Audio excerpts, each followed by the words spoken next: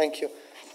As has already been shared, that there are still 39 districts with more than 10% positivity and 38 districts which are between 5 and 10% positivity.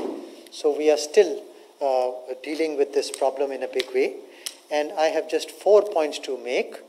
We know that the vaccines prevent severe disease and death. Therefore, it is absolutely essential to wear a mask even after vaccination. That is my first point. The second point I want to emphasize is that mass gatherings should be discouraged, particularly in the upcoming festival season. So mass gatherings, and I think Dr. Paul will be talking about it more, should clearly be discouraged because we are still having few districts which are having the problem. And the third point I want to emphasize is that full vaccination should be a prerequisite if it is absolutely essential or it becomes critical to have a gathering of some people, then they should be fully vaccinated to be together. So I think these are the important points. The last point is that the rate of vaccination has been steadily increasing, and we are steadily moving in a robust manner, and the Health Secretary has already talked about it, that 54%, that is more than half of the adult population of India, has received the first dose. Thank you. Thank you very much. I think at the juncture where we are today in regard to the pandemic situation, the key message that we all wish to convey with humility is that we have to be careful. We have to be careful particularly in the context of the festival season that is coming up.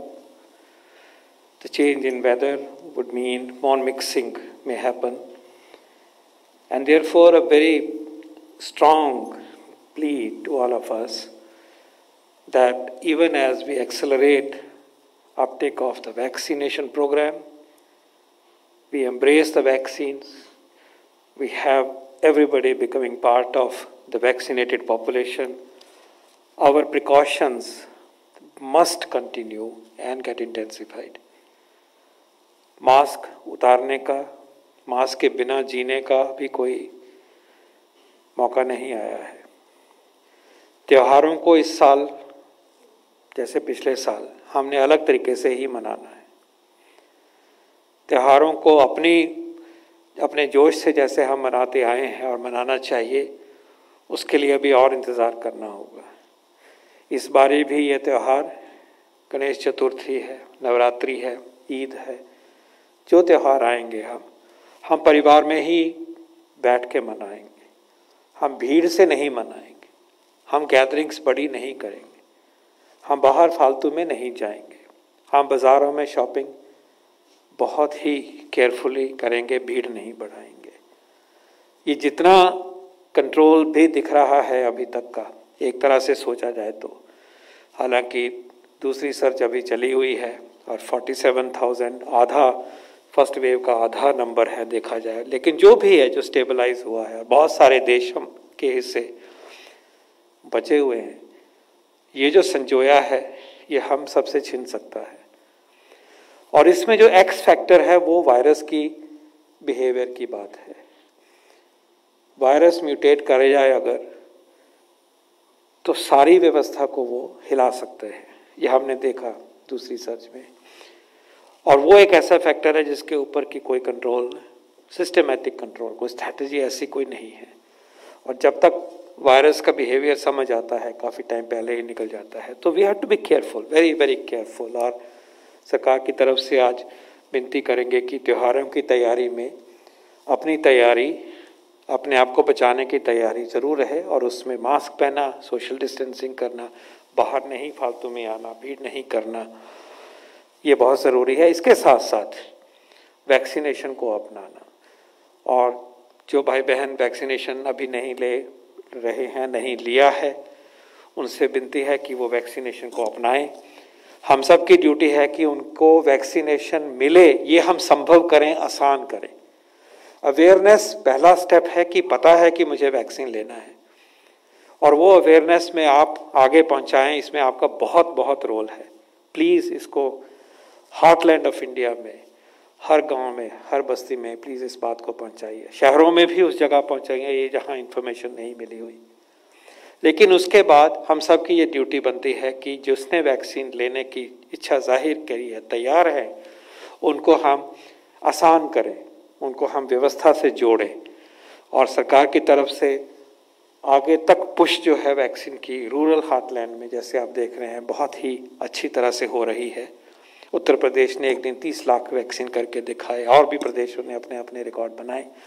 उससे सिद्ध होता है कि reach बहुत deep है, लेकिन उसके भी बाद no one should be left behind. उसमें आप संभव करने में प्लीज़ मदद करिए और उनको सिस्टम के साथ जोड़िए।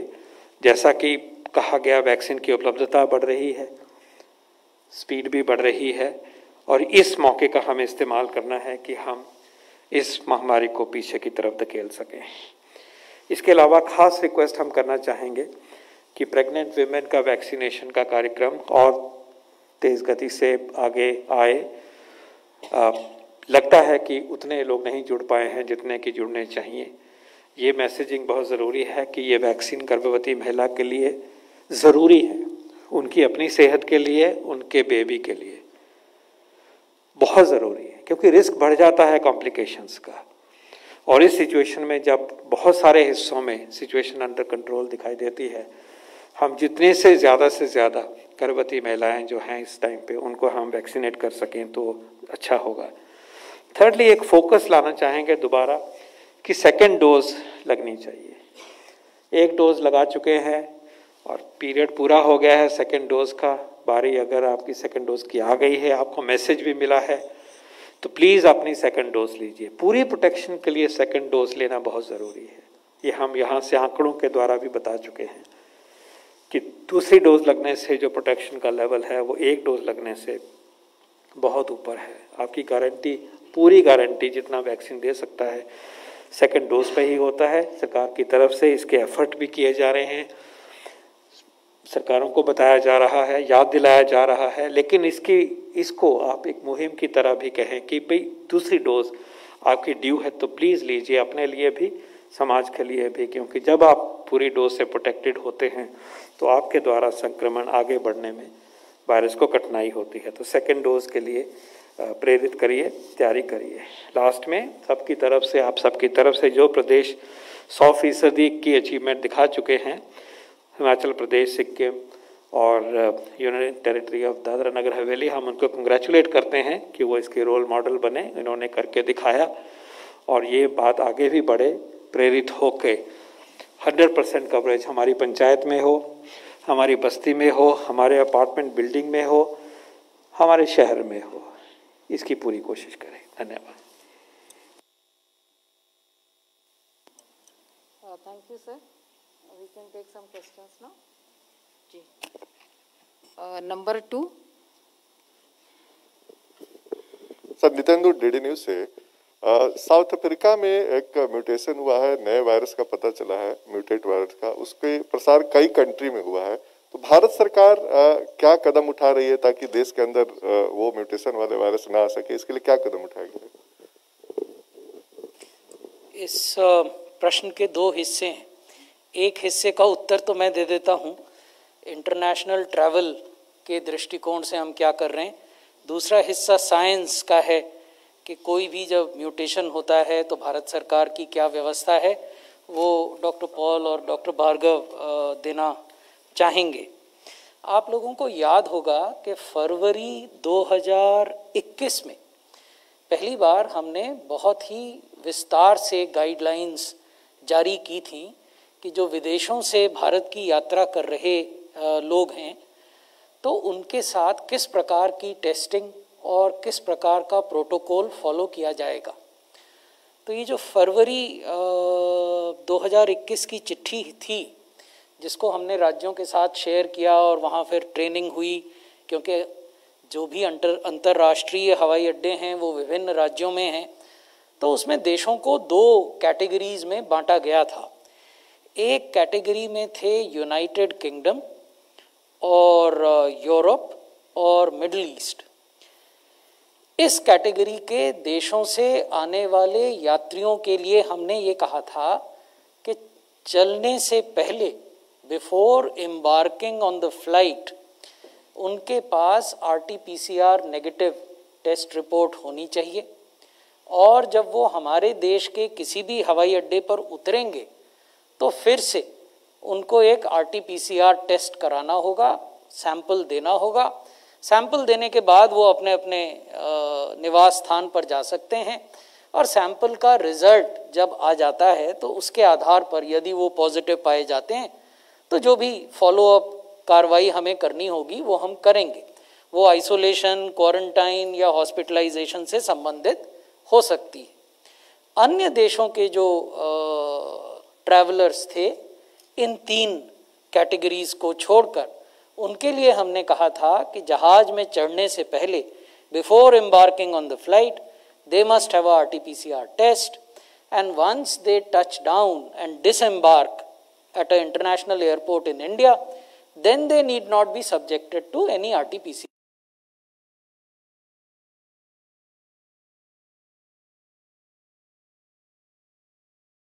test, they can straight away go home. अभी हमने 31 अगस्त को इस आदेश में संशोधन करके इसका जो पार्ट बी था, जिसमें कि यूके, यूरोप और मिडिल ईस्ट शामिल थे, उसमें कुछ और देश शामिल किए हैं। ये देश हैं south Africa, Bangladesh, Botswana, China, Mauritius, New Zealand और जिम्बाब्वे। यानी अब United kingdom, Europe, middle east, south Africa, Bangladesh, Botswana, China, Mauritius, New Zealand और जिम्बाब्वे से आने वाले अंतर्राष्ट्रीय ट्रैवलर्स को न केवल नेगेटिव RT-PCR टेस्ट करवा के ही फ्लाइट पर चढ़ना होगा, बल्कि भारत में आने के बाद हवाई अड्डे पर उन्हें फिर से RT-PCR टेस्ट कराने होंगे, और उसके रिजल्ट के आधार पर हमें जो भी क्वारंटाइन, आइसोलेशन, हॉस्पिटलाइजेशन की कार्रवाई करनी होगी वो हम करने के लिए स्वतंत्र होंगे। इसकी जानकारी सभी राज्यों को दे दी गई है, क्योंकि ये 31 अगस्त को आदेश निकाला गया था, और राज्यों में जो हवाई अड्डे हैं वहाँ जो हमारे इंटरनेशनल एयरपोर्ट हेल्थ ऑफिस होते हैं उनको भी ये जानकारी दे दी गई है, और ये प्रक्रिया अब प्रभावी हो गई है, लागू हो गई है। और इसको ये जो नए म्यूटेंट जानकारी में आ रहे हैं उसके कॉन्टेक्स्ट में किया गया है। अब म्यूटेंट्स की ट्रेसिंग, उनकी जीनोम सीक्वेंसिंग और उस जीनोम सीक्वेंसिंग के आधार पर किस प्रकार के पब्लिक हेल्थ एक्शन लिए जाने चाहिए, उस पर डॉक्टर पॉल और डॉक्टर भार्गव कुछ प्रकाश डालना चाहेंगे। आपका जो सवाल था, ये जो म्यूटेंट के बारे में जो साउथ अमेरिका में कोलंबिया में पाया गया है, तो उसमें ये है कि कोलंबिया की आबादी तो बहुत ज़्यादा नहीं है, 5 करोड़ के करीब आबादी है, मगर ये म्यूटेंट वेरिएंट ऑफ इंटरेस्ट अभी कहा गया है, और इसको क्लोजली ऑब्जर्व किया जा रहा है, और WHO भी क्लोजली ऑब्जर्व कर रहा है, और इसमें ऐसा अभी नहीं देखा गया कि सीरियस डिजीज़ हो रही है या रैपिड स्प्रेड हो रहा है, मगर समय बताएगा थोड़ा सा, इसमें अभी कुछ कहना मुश्किल है। जैसे ही पता चलेगा आप लोग को बिल्कुल बताया जाएगा उसके बाद। इसमें ये बात कहना चाहेंगे कि म्यूटेंट्स का रिस्क रहेगा आगे तक। म्यूटेंट्स जो भी हों, जो टूल्स हैं हमारे पास टेस्टिंग का, ट्रैकिंग का, टीका का, क्लिनिकल प्रिपेयर्डनेस, हॉस्पिटल प्रिपेयर्डनेस का और कोविड से बचने के बिहेवियर का, ये टूल्स हमारे हाथों में हैं, और इनको दृढ़ निश्चय से पूरी तरह से हमें इस्तेमाल करना है हर म्यूटेंट के लिए। साथ साथ हमारी जिम्मेवारी ये रहती है कि उस म्यूटेंट के जो नेचर है, बिहेवियर है, असर है पब्लिक हेल्थ के ऊपर, चाहे सेवेरिटी ऑफ डिजीज़ की बात है, चाहे ट्रांसमिसिबिलिटी की बात है, या वैक्सीन के ऊपर कोई असर पड़ता है, ये हम सिस्टमेटिकली समझें। और अपनी लेबॉरेटरीज में अपने डेटा के ऊपर हम उसके ऊपर सजग हों। उसके बारे में आपको मालूम है कि इंसाकॉग इनिशिएटिव के द्वारा 270 के लगभग सेंटिनल साइट्स हैं, 30 के ऊपर लेबॉरेटरीज हैं, ह्यूज कैपेसिटी है। तो वो कार्यक्रम बहुत सुदृढ़ हुआ है विद टाइम, और वो काफ़ी हमारे पास वो रडार स्क्रीन की तरह एक पूरी नज़र रखी हुई है, और उसको हम इस्तेमाल करते हुए इस एस्पेक्ट को लुक आफ्टर करेंगे। स्पेसिफिकली एंड मैं कहूँगा कि जो इंटरनेशनल ट्रैवलर्स की जो स्क्रीनिंग है जेनेटिक सीक्वेंसिंग के पॉइंट ऑफ व्यू से, जेनेटिक सीक्वेंस रिलेटेड सर्वेलेंस के पॉइंट ऑफ व्यू से, वो that is one of the most critical element and protocol and pillar of our approach through INSACOG. Number 70, 70. Hi sir, this is Harsha from Times Now of Bharat. Sir Rajesh Bhushan sir आपसे सवाल है। Sir world का data है vaccination का, जो population fully vaccinated हुई है अभी तक। सर इंडिया का डेटा है 10.6%, जबकि इजराइल का है 62.4%। सर अपोजिशन का क्लेम है कि जो डाटा मिनिस्ट्री दिखा रहा है और सरकार बोल रही है वो पूरी तरह से फेक है। सर अपोजिशन का ऐसा क्लेम है। मैं ये नहीं जानता हूं कि किसका क्या क्लेम है, लेकिन आपके प्रश्न का उत्तर मैं जरूर दूंगा। हमारा जो डाटा है वो पब्लिक डोमेन में है, और वो डाटा राज्यों के अपलोडिंग के आधार पर है, और राज्यों के पास ये जो 66 करोड़ 40 लाख डोजेज एडमिनिस्टर हुई हैं उसकी लाइन लिस्टिंग मौजूद है। ये महत्वपूर्ण है। अगर आप किसी राज्य से ये पूछें कि आपने आज 30 लाख लोगों को टीका लगाया तो उनके नाम बताइए, तो वो नाम के साथ है। That is known as line listing. तो एक तथ्य तो ये हुआ। दूसरा तथ्य ये है कि हम अन्य देशों से अपनी तुलना नहीं करते, करनी भी नहीं चाहिए। हमारी जनसंख्या बड़ी है, हमारी चुनौतियां बड़ी हैं। हम अपनी तुलना ऐसे देशों से क्यों करें जिनकी आबादी 70 लाख से कम है? हम अपनी तुलना इन देशों से क्यों करें जिनकी आबादी 6 करोड़ से कम है? हम तो 66 करोड़ 40 लाख डोज दे चुके हैं। और मैंने आपके सामने निवेदन किया कि उतनी संख्या तो अनेक देशों की जनसंख्या को मिलाकर होती है।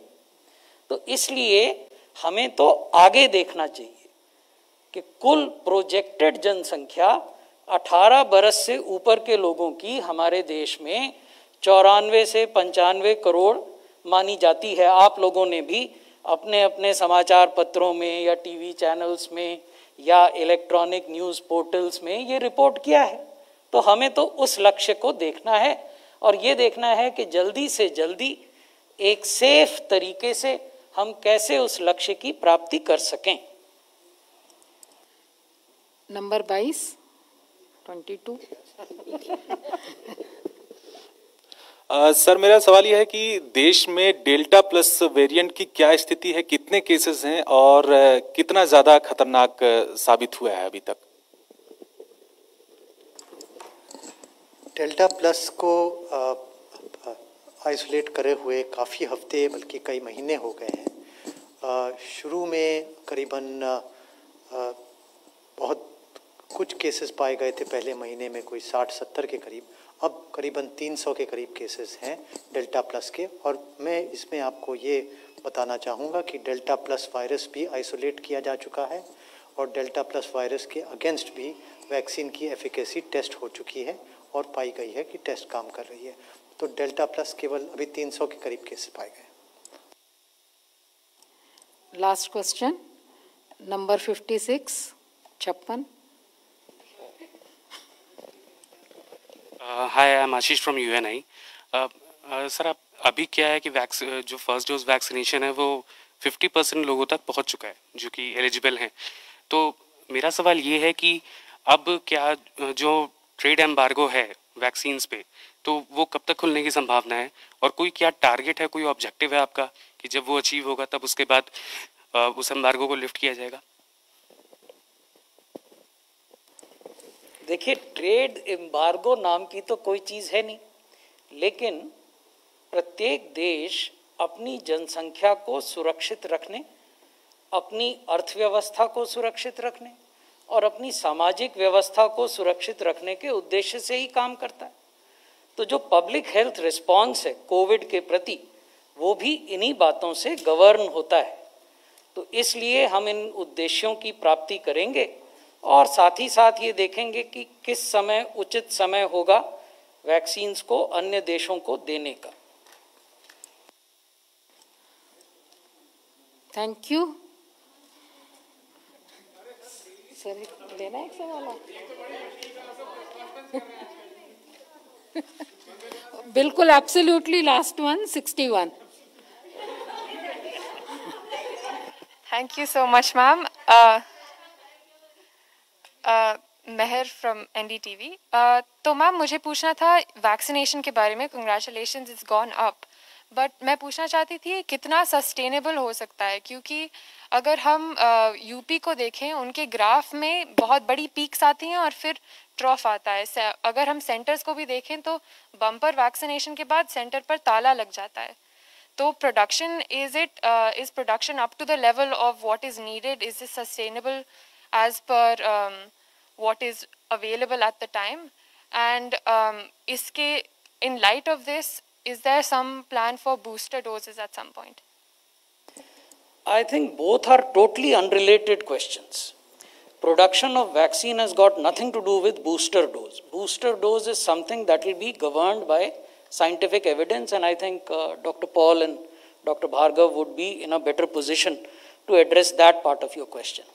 However, जहाँ तक वैक्सीन के उत्पादन का प्रश्न है, जो मैंने आपके सामने प्रस्तुतिकरण किया था, आपने देखा होगा कि हर महीने न केवल उत्पादन बढ़ा है, बल्कि राज्यों को जो आपूर्ति हुई है वैक्सीन की वो भी बढ़ी है।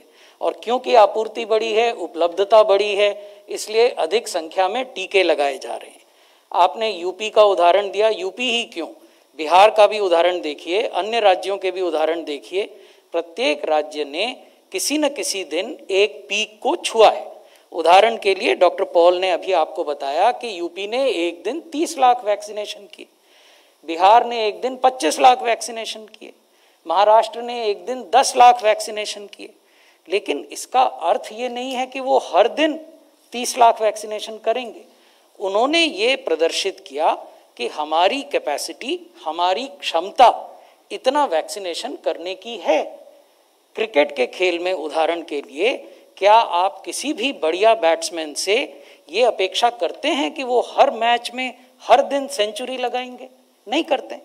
लेकिन आप ये अपेक्षा करते हैं कि उनके खेल में एक कंसिस्टेंसी होगी, यानी वो एक न्यूनतम स्तर से अधिक रन बनाएंगे। हमारी अपेक्षा राज्यों से यही है, और वो अपेक्षा की प्रतिपूर्ति हो, इसके लिए हम राज्यों को सफिशिएंट मात्रा में वैक्सीन उपलब्ध करा रहे हैं। अब बूस्टर डोज पर सर आप कहना चाहेंगे कुछ? और पहले इस बात को थोड़ा सा आगे बढ़ाऊंगा। ये भी जो सस्टेन कवरेज की बात है, उसकी भी बार जो है वो ऊपर आती रही है, आ रही है। ये आपने देखा, किसी टाइम पे हम 25 लाख को सस्टेन कर रहे थे, 35 से आए, 55 आए, और अभी आपने सुना कि 59 लाख अगस्त की ओवरऑल एवरेज है और हफ्ते की एवरेज उससे भी ज़्यादा है। तो जो एक तो कैपेबिलिटी डेमोन्स्ट्रेशन एक पार्ट है, वो अपनी जगह है, और साथ साथ जो सस्टेन कवरेज है उसकी भी ऊंचाई धीरे धीरे बढ़ के सामने आई है।